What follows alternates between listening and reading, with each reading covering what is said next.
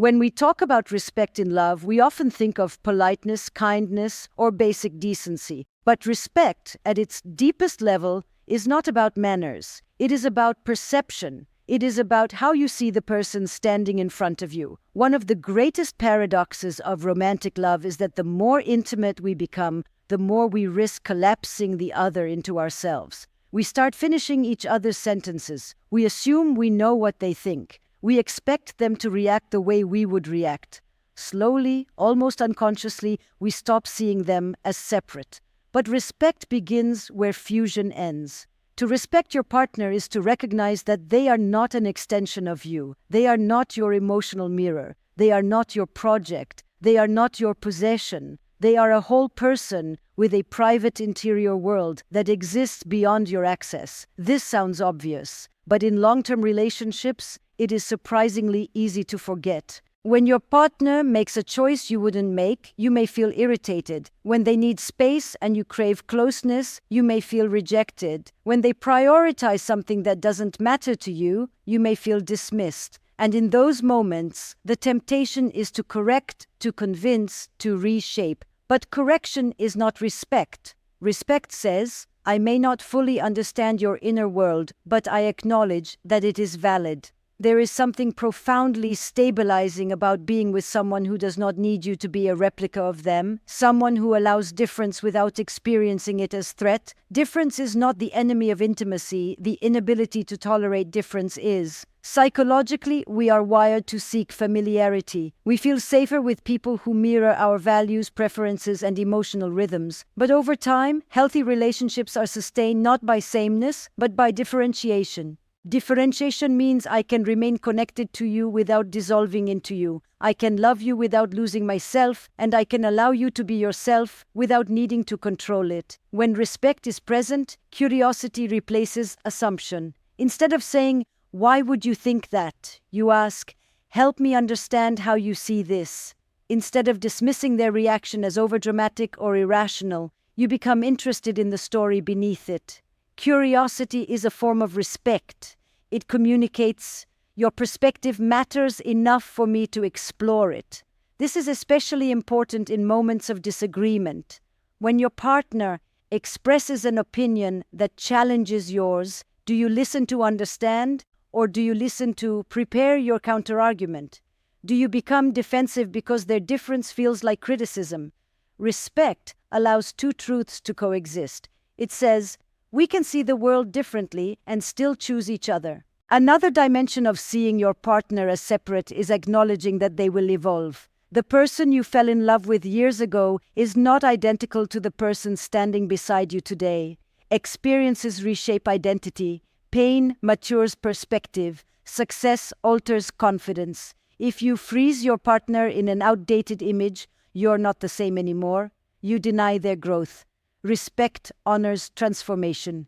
It asks, who are you becoming? Instead of insisting, be who you used to be. There is also an ethical dimension here. When we collapse someone into ourselves, we begin to justify control. We believe we know what's best for them. We override their preferences for their own good. We make decisions on their behalf without consultation. Control masquerading as care erodes respect. True respect requires humility. It requires accepting that your partner's inner life is ultimately theirs. You may influence it, you may support it, but you do not own it. And here is something subtle but powerful. When you respect your partner's separateness, desire remains alive. Familiarity can breed comfort, but excessive fusion breeds monotony. When you recognize that there are parts of your partner you will never fully grasp, mysteries, complexities, independent thoughts, admiration grows.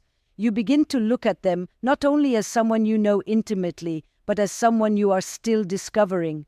Respect sustains intrigue. It prevents the relationship from shrinking into routine possession. It preserves a sense of voluntary choice. I choose you, rather than unconscious merging. This does not mean emotional distance. It means healthy boundaries. It means that love is not about absorption, but about connection between two distinct individuals. When your partner feels respected as a separate person, they feel safe to express themselves honestly. They do not have to shrink to fit your expectations. They do not have to edit their personality to maintain harmony. And when both people feel free to be themselves, intimacy deepens. Because the greatest form of respect is not agreement, it is recognition. Recognition that the person you love is not yours to mold, but yours to understand. And when you truly see your partner as a whole, autonomous human being, not as an extension of your needs, you don't just strengthen the relationship, you dignify the person. And love that preserves dignity is love that endures. If respect begins with how you see your partner, it is revealed most clearly in how you speak to them, especially when you are upset. Anyone can be respectful when they feel appreciated, understood, and calm. The real test comes in moments of friction, when you are disappointed, when you feel unheard, when you are tired, stressed, or triggered. Conflict does not destroy relationships, contempt does. And contempt rarely arrives dramatically. It creeps in through tone, through sarcasm, through eye rolls, through subtle humiliation disguised as just being honest. The language you choose in conflict determines whether your partner feels safe or small. When couples argue, they are not just debating facts. They are negotiating dignity. Beneath every disagreement is a silent question. Do I still matter to you, even when we don't agree? Respect answers that question with a yes. It is possible to be angry and still be respectful. It is possible to be hurt and still protect the other person's worth. Respect does not mean suppressing frustration. It means expressing it without attacking identity. There is a profound difference between saying, "This behavior hurt me," and saying, "Listen, you are selfish." One addresses an action, the other assaults character. One invites change, the other invites defensiveness. When criticism becomes character assassination, the nervous system goes into protection mode. The conversation stops being about resolution and becomes about survival. And once survival enters the room, intimacy exits. We often justify harsh language by telling ourselves that intensity proves sincerity. I'm just passionate. I'm just being real. But raw emotion without regulation is not authenticity. It is discharge. Respect requires discipline. It requires pausing long enough to choose words that address the issue without degrading the person. That pause may only be a few seconds, but in those seconds you decide whether you are building the relationship or eroding it. Tone is just as powerful as content. You can say the right words with the wrong energy and still wound. A dismissive sigh, a condescending laugh, a raised eyebrow. These microsignals communicate disdain, and disdain is corrosive. Philosophically, respect is about acknowledging the inherent worth of another human being. In a relationship, that worth must not be conditional on agreement. If your partner only feels valued when they align with you, then respect is fragile. Conflict is inevitable because difference is inevitable.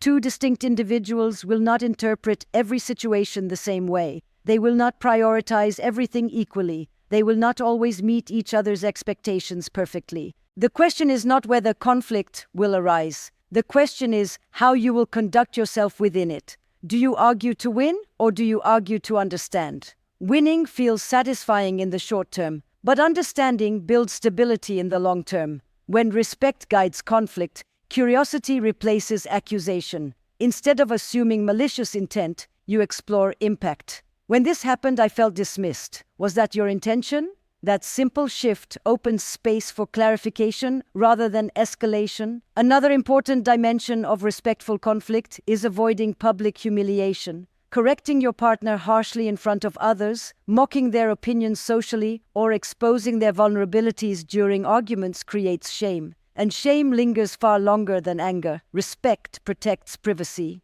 It also avoids absolutes. Words like always and never exaggerate and corner the other person.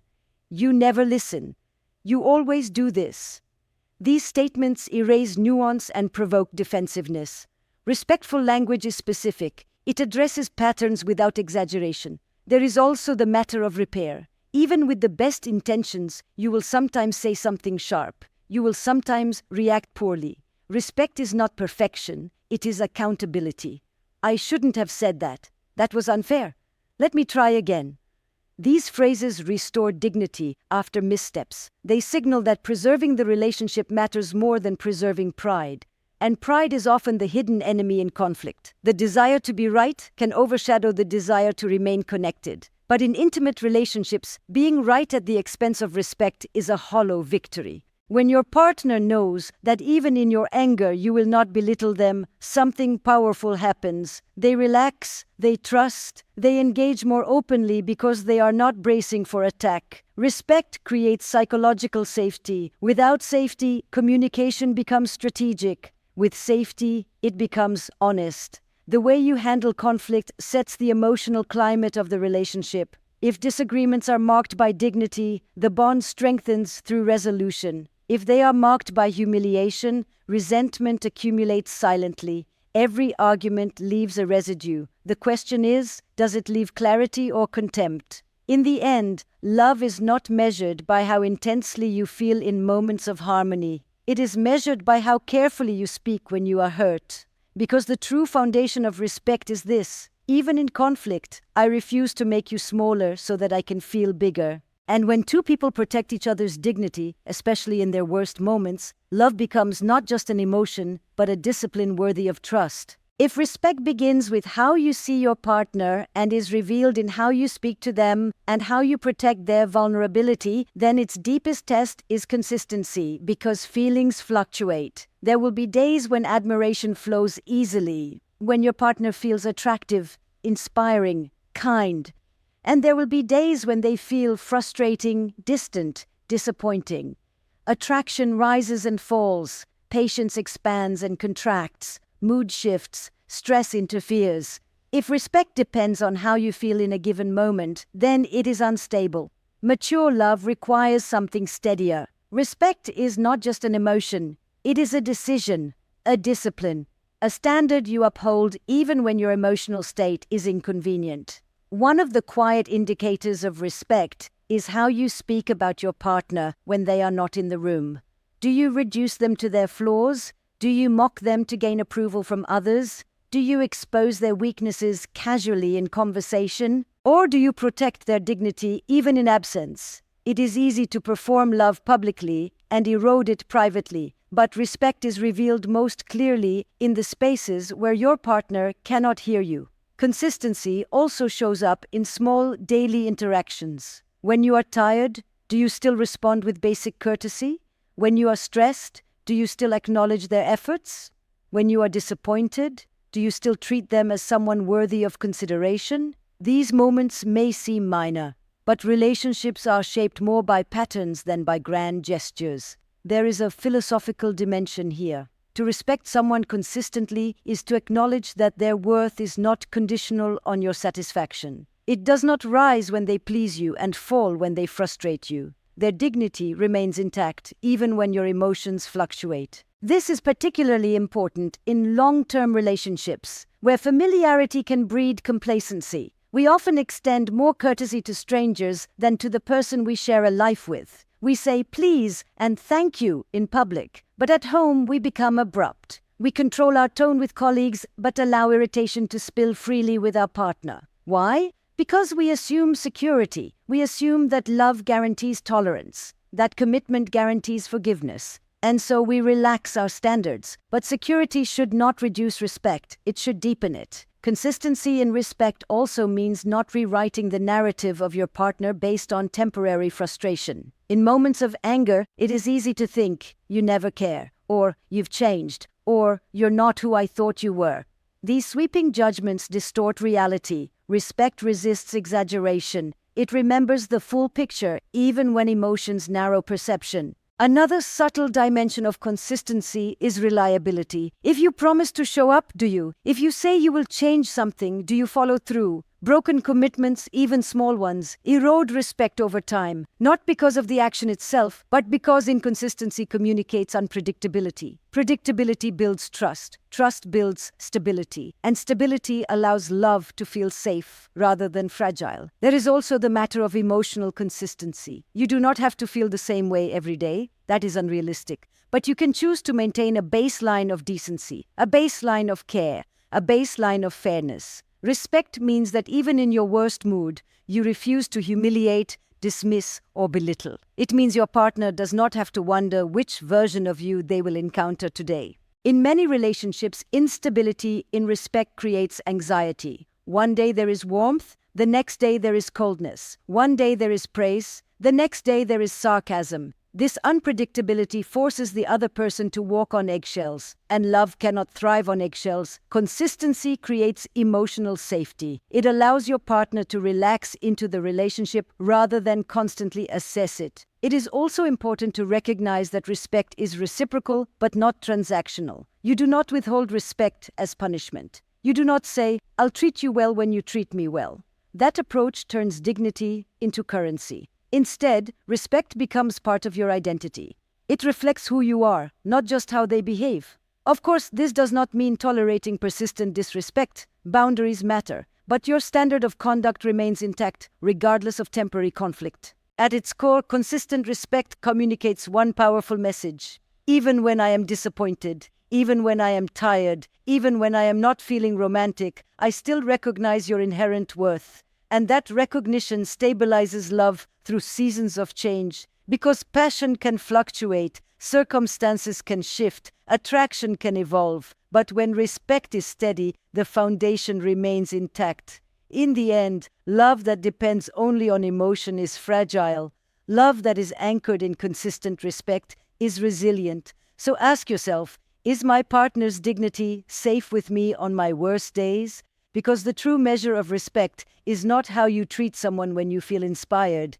It is how you treat them when you don't, and you choose care anyway. In an argument you might say, "This is just like what happened with your father," or "No wonder you're insecure," or "You're overreacting like you always do." These statements may contain fragments of truth, but truth without care becomes cruelty. When vulnerability is used as ammunition, safety collapses. And once safety collapses, intimacy begins to shrink. Psychologically, when someone shares something deeply personal, their nervous system is in a state of risk. They are exposing something that could be judged, dismissed, or rejected. If that exposure is later turned against them, the brain learns a powerful lesson. It is not safe to open up here. From that point forward, self-protection replaces openness. Respect means understanding that access is a privilege, not a weapon. It means recognizing that your partner's weaknesses are not leverage for control. Their fears are not tools to win arguments. Their past is not a script you can quote to shame them. It also means resisting the subtle forms of dismissal that feel less dramatic but equally damaging, laughing when they express a fear, minimizing their anxiety, telling them they are too sensitive or too dramatic. These responses communicate that their inner experience is inconvenient. Respect validates experience even when you do not fully agree with its interpretation. You can say, "I see that this really affects you," without necessarily saying, "I see it exactly the same way." There is also a profound difference between insight and exposure. Over time, you will understand your partner's patterns. You will recognize their triggers. You will see how their past influences their present reactions. That knowledge can be used to support them or to corner them. To support them might sound like, "I know situations like this make you anxious. How can I help?" To corner them might sound like, "This is just your abandonment issue talking." One approach fosters growth, the other creates shame. Shame is the enemy of intimacy. When people feel ashamed, they withdraw. They hide, they defend. Respect protects against unnecessary shame. It addresses behavior without attacking the core self. There is also something deeply bonding about knowing that your vulnerabilities are safe with someone. When your partner listens without rushing to fix, without mocking, without dismissing, you experience a rare form of acceptance. You feel seen and not reduced. That feeling builds trust. And trust is not built in grand gestures. It is built in these quiet moments where someone says, "You can show me the messy parts. I won't use them against you." Of course, protecting vulnerability does not mean avoiding accountability. If your partner's wounds lead to harmful behavior, that behavior must still be addressed. Respect does not mean silence. It means timing, tone, and intention matter. You do not expose someone's deepest insecurity in the heat of a public argument. You do not reference their trauma casually to make a point. You choose the right moment, the right energy, and you speak from care rather than frustration. Another dimension of respecting vulnerability is confidentiality. What your partner shares in private should remain protected. Sharing their fears or struggles with others without consent, even under the guise of seeking advice, can feel like betrayal. Respect safeguards privacy. In long-term relationships, it is easy to become desensitized to each other's vulnerabilities. You have heard the stories before. You know the patterns. But familiarity should not reduce reverence. The fact that you have heard it before does not make it less significant. Every time your partner opens up, they are choosing trust again. And every time you respond with care, you reinforce that trust. In many ways, respect is less about grand declarations and more about restraint. It is about what you choose not to say, what you choose not to reveal, what you choose not to weaponize. Because love without respect can feel intoxicating, but it will not feel safe. And without safety, there is no depth. There is no sustained intimacy. There is only performance. If you want a relationship where honesty thrives, where vulnerability deepens, where emotional closeness feels natural rather than forced, then you must become a guardian of what your partner reveals. Treat their inner world as sacred ground. Because the moment vulnerability feels unsafe, love begins to close. And the moment vulnerability feels protected, love has room to expand.